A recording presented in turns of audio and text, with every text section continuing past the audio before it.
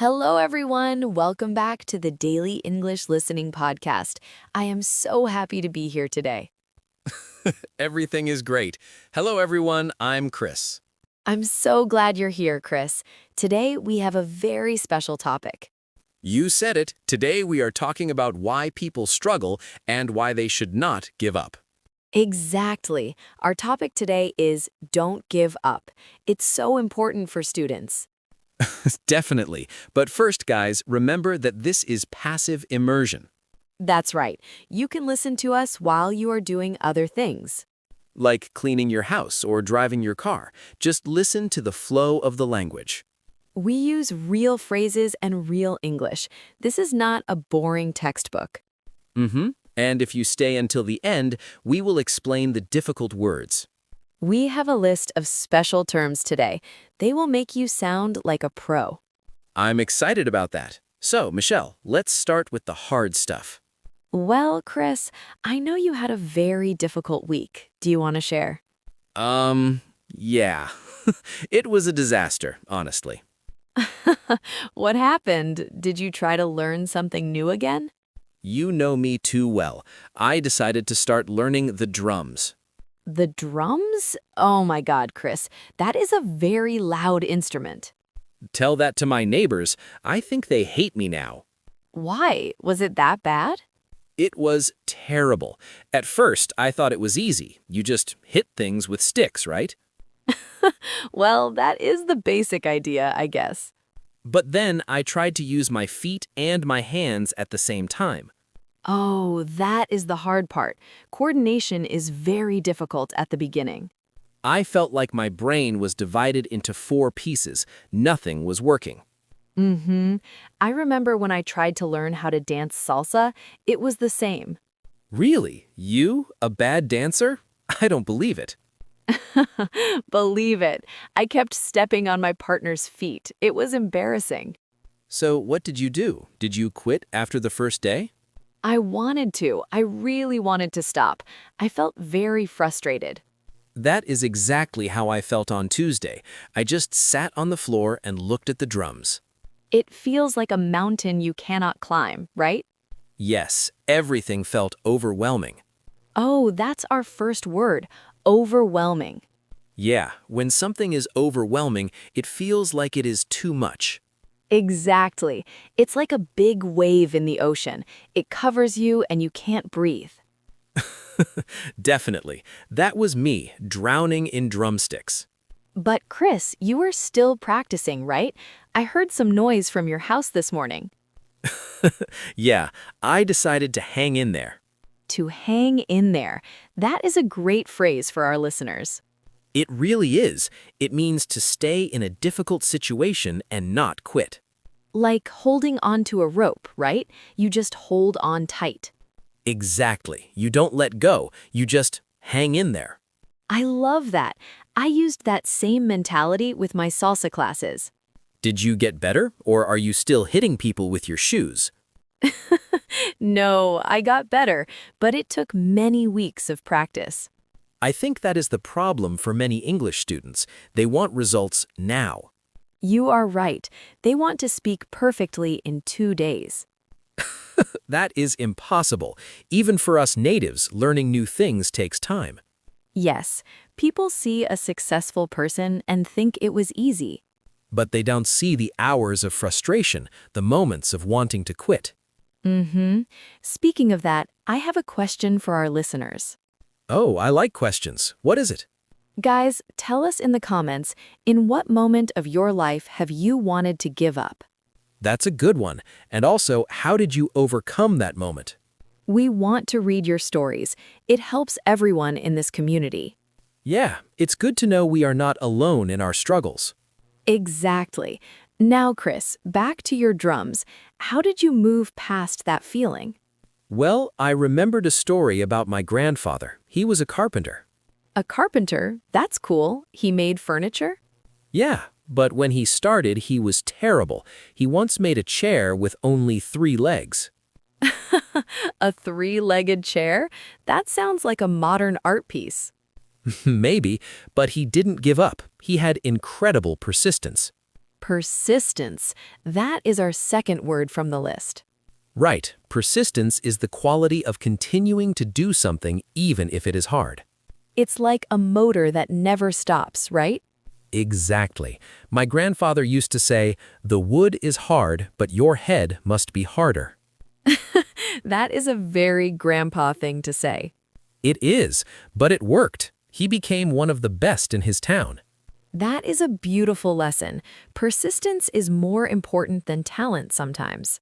I agree 100%. I don't have talent for drums, but I have a big head. Well, we knew that already, Chris. Hey, that was mean. Sorry, I'm just kidding. But seriously, it's about the small wins. What do you mean by small wins? For example, if you are learning English, a small win is understanding a movie scene. Or ordering food at a restaurant without looking at a translator? Exactly. You don't need to be Shakespeare. You just need to move forward. I think I had a small win yesterday. I played a simple beat for 30 seconds. That's great. 30 seconds is a lot when you are a beginner. It felt like a tiny breakthrough. Breakthrough. That's word number 3. Yeah, a breakthrough is a sudden success after a lot of work. It's like a light turning on in a dark room.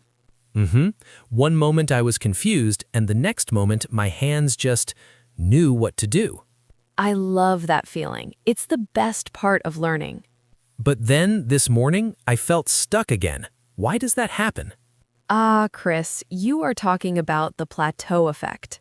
The plateau effect? That sounds like a movie title.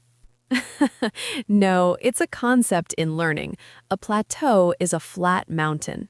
So I'm high up, but I'm not going higher? Many students feel this at level A2 or B1. They feel like they are stuck. So what is the secret? How do you leave the plateau? You don't leave it by quitting. You leave it by changing your routine. Oh, like instead of just reading, maybe I should watch a video. Exactly. Or instead of just hitting the drums, maybe you should listen to more music. That makes sense. I was only practicing the same 3 beats every day. That's the problem. Your brain gets bored. My brain is very easy to bore, Michelle. You know that. I know, but the plateau is actually a good sign. A good sign? Are you crazy? It feels terrible. It's a sign that your brain is processing the information. So it's like my brain is downloading a big file. Exactly, and you just have to wait for the download to finish. Okay, I can wait. I have persistence, remember? I remember, and you also have resilience. Resilience. That's a beautiful word. What does it mean for our students? Resilience is the ability to recover quickly from a bad situation. Like a ball? If you throw it to the ground, it bounces back? Perfect analogy, Chris. A resilient person bounces back. So, if I fail a test today and I study again tomorrow, I am resilient. Yes, you don't stay on the ground. You get up. I think learning a language is 10% memory and 90% resilience. I agree. You will make mistakes. People will laugh at you. People always laugh at my accent when I try to speak French. Well, French is very hard, but you keep trying. Yeah, I just smile and say merci and continue. That is the spirit. We need to be like children. Children? Why? They don't know anything. But they are not afraid of making mistakes. You're right. A child falls down 50 times when learning to walk. Exactly. And they don't say, oh, maybe walking isn't for me. Maybe I will just crawl for the rest of my life. Imagine that, an adult crawling because they were afraid to fall. That would be a very strange world. But that is what many adults do with English. They stay crawling. Because they are afraid of the fall. They are afraid of the mistake. They stop because they are afraid of the feeling of being overwhelmingly wrong. Nice use of the word. Thanks. I'm trying to be a good teacher here. You are a great teacher. But I have another anecdote about giving up. Oh, is it about your cooking again? Hey, my cooking is getting better. But no, this is about my friend Mike. Mike, the one who tried to run a marathon?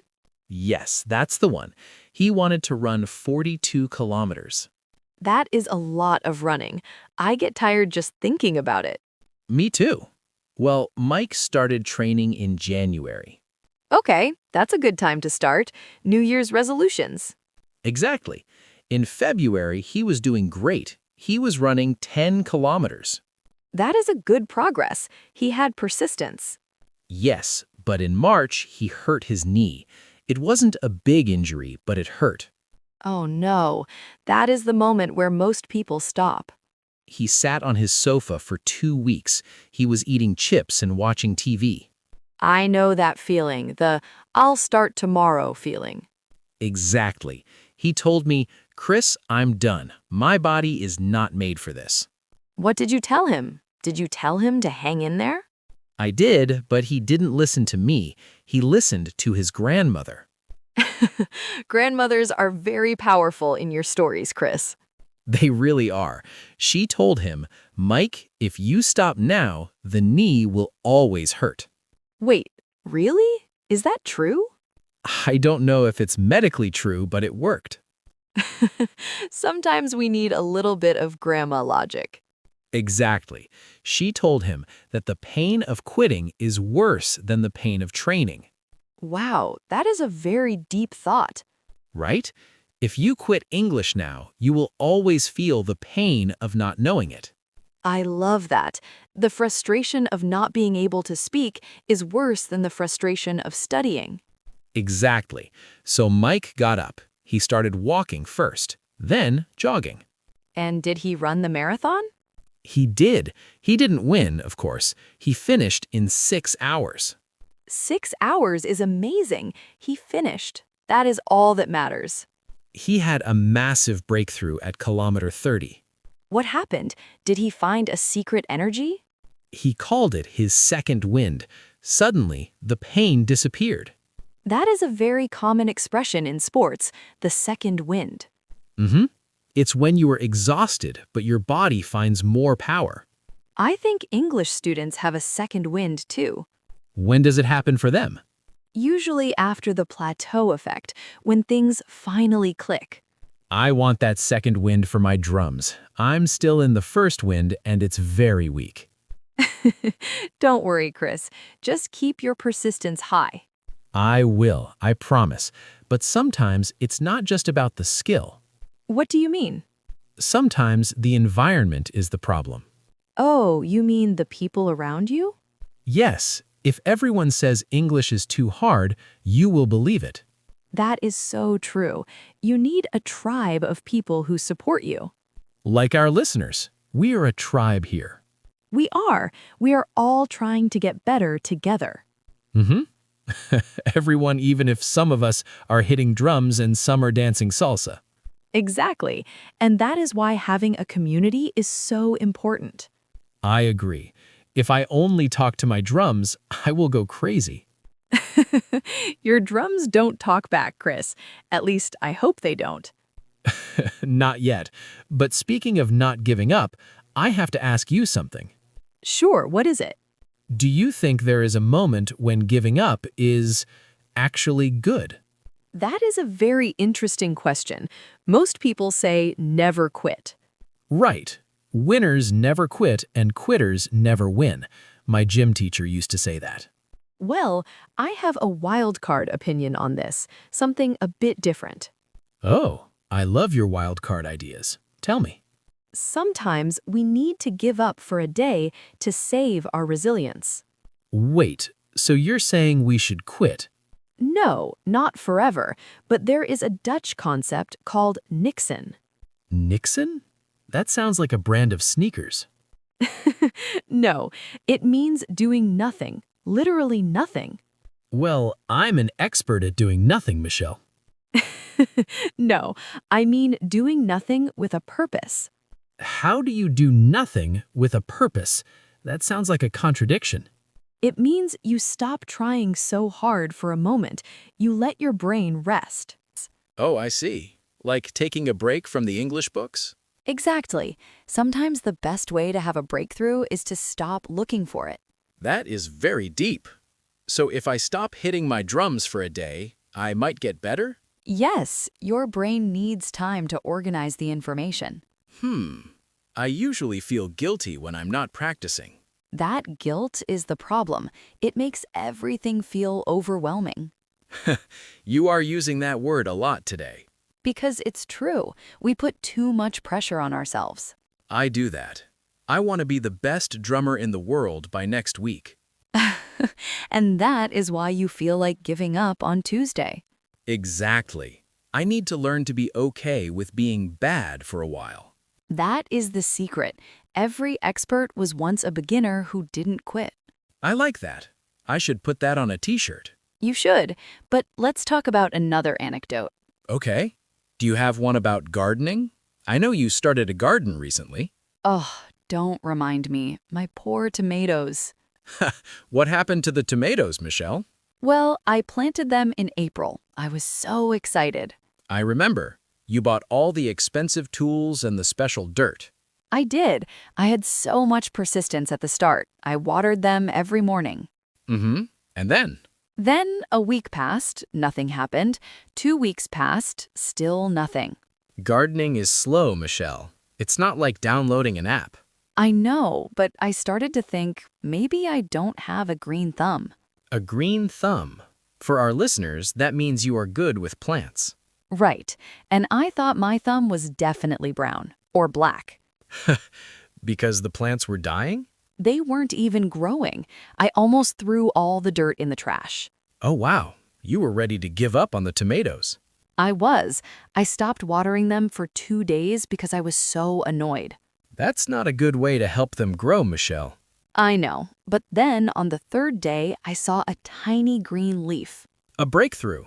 Yes, a tiny little breakthrough. I felt so happy. It's funny how a small leaf can change your mood. It changed everything. I realized that the plants were working underground. Oh, that is a great metaphor for English. Tell me why, Chris. Well, sometimes you are studying and you don't see the progress. Exactly, but your brain is growing roots. You are working underground in your mind.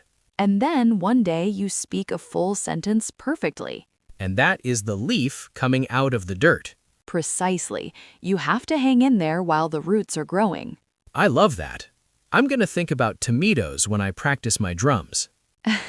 Whatever helps you, Chris. But seriously, let's talk about the plateau effect again. Okay, why? Because I think many of our listeners are in a plateau right now. You're right. A2 level is a classic place for a plateau. They know the basics, but they can't understand movies yet. And they feel like they aren't moving. It's a very dangerous time. Why is it dangerous? Because it's the most common time to quit. Yeah, you feel like you reached your limit. But there is no limit. There is only the next level. So what can they do? Give them a specific tip. My tip is change your input. Like if they listen to podcasts, they should watch cartoons? Yes, or listen to music and try to write the lyrics. I did that with a song once. It was very difficult but fun. That fun is what keeps your persistence alive. If it's not fun, it's just work. And nobody wants to do extra work after a long day. Exactly. I want to have fun with my drums, not feel like I'm in a factory. That is a great way to look at it. You know, I once read about a guy who tried to build a house by himself. By himself? That sounds overwhelming. It was. He had no experience. He just had a book and some wood. That sounds like a recipe for disaster. Everyone in his town laughed at him. They said he would never finish. That is the worst, when people don't believe in you. But he didn't care. He had incredible resilience. Did he finish the house? It took him 10 years, Michelle. 10 years. 10 years? Wow, that is a lot of persistence. He built it one brick at a time, every weekend. And is the house still standing? Yes, it's a beautiful house. And now the people who laughed want to visit him. Of course they do.